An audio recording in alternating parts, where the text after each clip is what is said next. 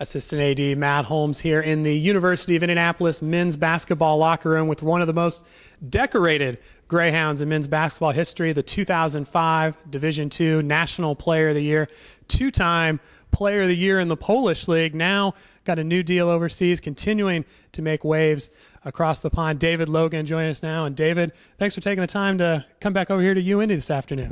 No problem. Thank you for wanting me to do this interview, and I appreciate you guys still following me and taking your interest in my career so far.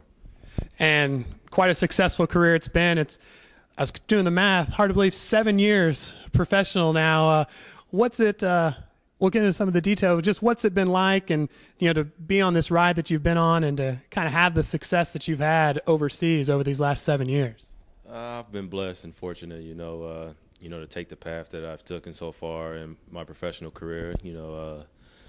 Guys struggle to get jobs their first year, and just to continue success as the year goes on, because it's tough. I mean, there's a lot of jobs out there, a lot of good players, in Europe and NBA even to continue to play at a high level like I've been. So, like I said, I've been fortunate and really blessed. This last year you played, for one of the top teams in the world, playing in Greece for Panathinaikos, made it to the EuroLeague Final Four. What was it like, playing in a country like Greece that you see is just mad about basketball, and then playing for one of the top teams, most popular teams overseas? I mean, it was great. Definitely a good experience for me on and off the basketball court. Like you said, their fans are very passionate about basketball, and I got a chance to look at it first glimpse, and we got in a lot of trouble with our rivals towards the end of the season, and you just learn from it. And as far as like being on the basketball court and making it to the Final Four, it was great. The atmosphere was crazy, and to be able to experience going to a Final Four and being a basket away from playing in the finals, was very good.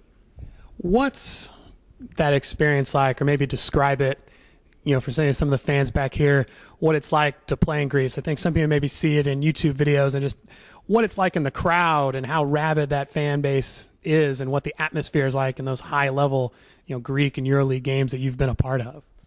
I think it's definitely an advantage, for us as a home team whenever, it's a crucial game. The team that I signed with this year, we played them in a pivotal Game 5 to advance to the EuroLeague Final Four, and I just think our crowd gave us the energy and, that next oomph or, whatever we needed in the game to actually get the win. And, we pulled it out. We won by 6 or 7 points, but, it was just an unbelievable atmosphere, and I was glad to be a part of it, and it's a great experience. You mentioned your new deal moving on, now remaining in the EuroLeague, a team that's won a EuroLeague championship, one of the best teams, going to Israel to play for Maccabi Tel Aviv. How did that kind of deal come together for you? And again, to stay at that top level amongst those, Tel Aviv, Panathinaikos, those are some of the kind of in that elite group of teams overseas.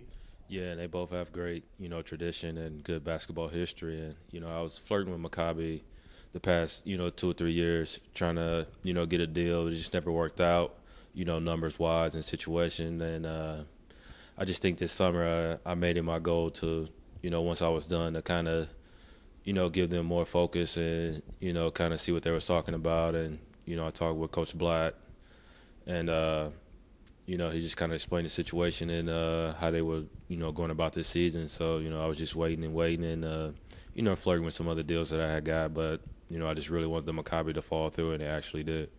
What is it that has been, most important, or the key for you to kind of to make this climb and be so consistent and get on the radar, where you're playing in these top leagues with these best teams in Europe? I just think it's understanding European basketball in the different situations. A lot of guys, they try to, I need to average 30 or I need to average 25 to, either make your money jump or to get on the next best team. And it's not always about that. It's, you got to kind of combine and, figure out the situations. All right, I need to score this many points, but also my team needs to win and to be on TV and to be seen. So I just think it's a lot of, little things that you need to focus on and make sure it's in the right situation for you to move up. Because, all you need is one or two good situations where you're on this team, then you win, then you have good numbers, then that way, you stay at the elite level for a long time.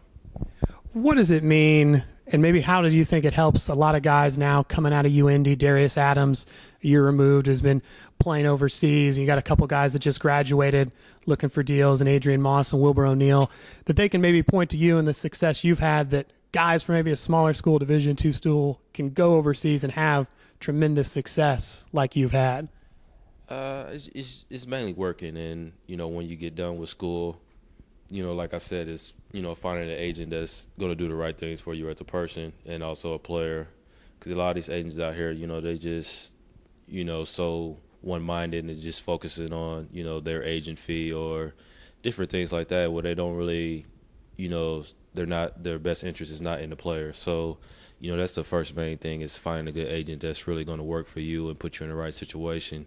And then once you get in that situation, it's just, making the best of it, learning from each year. Because, my first year I was fortunate to have a good job my first year. And, I got released halfway through the season, being a rookie and not being able to adapt to European basketball. And I just learned from it. So, my next job that I received that next year, it was just like, I'm just going to, do whatever coach asked me. Because my first year, me coming out, being a scorer, it was just all about scoring and not really listening to my coaches or my teammates, and because they had been there before me, so they know what's best for the team and what's best that I should be doing. So me learning from that and just listening and trying to adapt my game to European style, really worked out for me. So that's what I learned. When you're back here, back in Indianapolis, coming home, what do you do when you're back here? I know I've seen you playing in the Indy Pro-Am. Kind of what other stuff you've been able to do, and do you take advantage of, when you're back here in the States before you go back overseas? I think now that I'm going into my 8th year, it's a little bit different. When I first came back, my first couple of years after Europe, I was, flirting with the NBA, free agent camps and things like that. And, just working out twice a day. I just think now that I'm getting older and, my body's aching a little bit more, that, I just try to do things. I still work out, but it's not as intensive when I was younger, because, my body can't take all that banging now. So I do a little bit more yoga, little swimming workouts, just things to keep my body limber and loose, but also I'm getting a good workout in, to move on. So like you said, I play in the Indy Pro-Am to kind of conditioning and still work on my game, little workouts in the morning. But, now this summer I've tried to, mess around a little bit of golf. So, I try to golf once or twice a week a little bit, just to, just go out there and free my mind, just try something new. So I think as you get older, your workouts seem to change a little bit, because, it's not all about my moves and my shot, because that's going to be there. I know, what I'm capable of, but now it's just like kind of just relaxing and just keeping my body in good shape for the long run. How many more years do you think that you might want to keep playing, or is there kind of keep playing as long as you can and listen to your body like that, and it'll let you know maybe when it's time? Yeah, I think it's a mixture of kind of listening to my body and, just seeing how my body feels. I think, as of right now, I can probably play maybe 4 or 5 more years and just see what goes on from there. How much do you keep in contact, with Coach Gerard? He was an assistant here when you were playing here, the head coach of the Greyhounds now.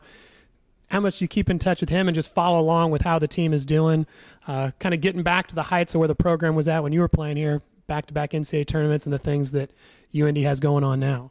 I keep up a lot, actually. I keep in contact with Coach Gerard a lot. Maybe once or twice a month I hit him up.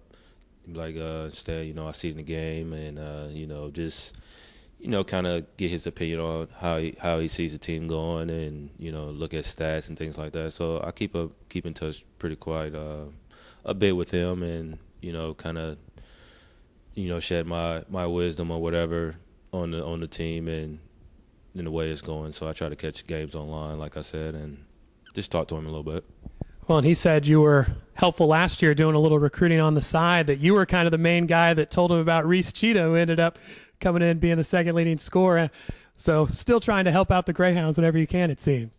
Yeah, it's a lot of guys in the city who, either transfer or, just looking for an opportunity to play. And I know Stan and the assistants sometimes don't, hear everything or see everybody. So, if I hear something, I'm looking to transfer, or, anybody looking for, a player to play. So, I always tell Stan if I hear something. Just, I mean, it doesn't hurt to look into it a little bit, or take a look at somebody during a 5-on-5 open gym or something like that. So. Well, David, thank you very much for the time. I know UIndy fans are going to be excited to hear from you, and we'll continue to follow along next year while you're playing in Israel and as your career continues. Appreciate it. Thank you, guys.